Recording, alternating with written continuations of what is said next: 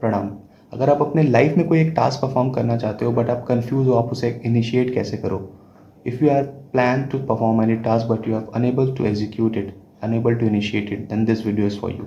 सो आज का टॉपिक अमन की बात में है how to initiate any task. किसी टास्क के लिए इनिशिएशन कैसे ले, जो सबसे पहला इंपॉर्टेंट चीज़ होती है कि उसे इनिशिएट कैसे करें।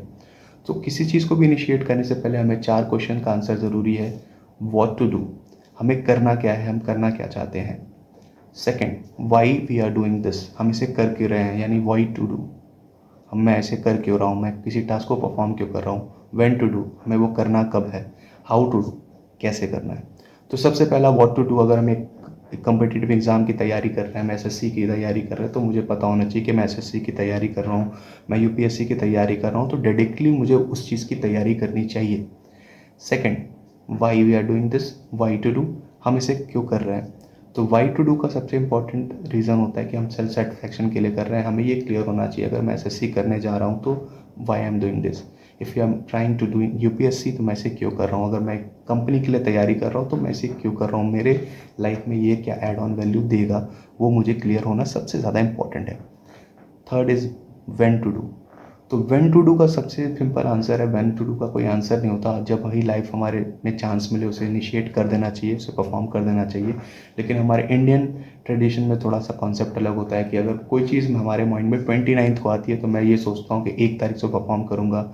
सैटरडे को होगी तो मैं सोचता हूँ मंडे को परफॉर्म करूँगा, जो कि सबसे ज़्यादा गलत है। हमें कभी भी स्टैटिक्स टाइम्स अपने हिसाब से नहीं बनाने के चलनी चाहिए। अगर कोई भी चीज़ हमें करनी है वो उसका सही करने का इस्तेमाल करने का तरीका अभी है। अगर आपके माइंड में सारे प्रोसेसेस क्लियर हैं तो आप उसे अभी इनिशिएट करो।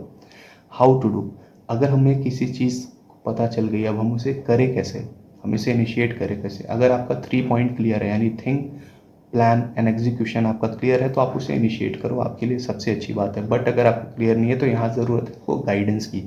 अब आप गाइडेंस किससे ले सकते हो, आप गाइडेंस अपने किसी रिलेटिव से ले सकते हो जो आपके टास्क के रिलेटिव में हो।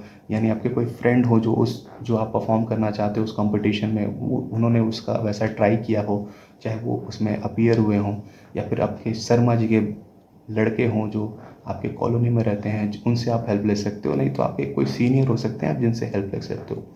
आप बहुत दिन से सोच रहे हो बट आप एक एग्जीक्यूशन नहीं ले पा रहे, आप इनिशिएशन नहीं कर पा रहे उस चीज़ के लिए।